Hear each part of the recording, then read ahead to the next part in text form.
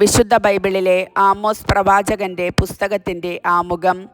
ചെറിയ പ്രവാചകന്മാരുടെ പട്ടികയിൽ മൂന്നാമത്തേതെങ്കിലും ചരിത്രപരമായി ലിഖിത പ്രവചനങ്ങളുടെ പ്രാണേതാക്കളിൽ ഒന്നാം സ്ഥാനം ആമോസിനാണ്. ഗ്രന്ഥം മുഴുവൻ പ്രവാചകൻ സ്വന്തമായി എഴുതിയതെന്ന് ധരിക്കേണ്ടതില്ല. പ്രവചനങ്ങളിൽ ഏറിയ കൂറും ശിഷ്യന്മാർ സംഭരിച്ചതായിരിക്കണം. തെക്കോവയിലെ ഒരു ആട്ടിടയനായ ആമോസ് വടക്കൻ രാജ്യമായ ഇസ്രായേലിൽ ജെറോബോവാമിൻ്റെ കാലത്ത് ചുരുങ്ങിയ കാലയളവിൽ മാത്രമാണ് പ്രവാചക ദൗത്യം നിർവഹിച്ചത്.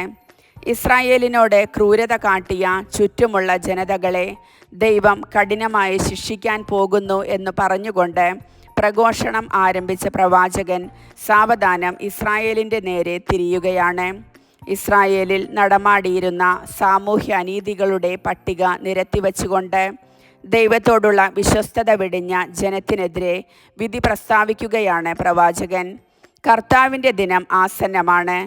ഇസ്രായേലിൻ്റെ അന്ത്യത്തെ സൂചിപ്പിക്കുന്ന 4 ദർശനങ്ങളും രക്ഷയുടെ വാഗ്ദാനവും അടങ്ങുന്നതാണ് ഗ്രന്ഥത്തിൻ്റെ അവസാന ഭാഗം. സാമൂഹ്യനീതിയുടെയും ദൈവിക നീതിയുടെയും പ്രവാചകനാണ് ആമോസ്. ദൈവത്തിന് നന്ദി.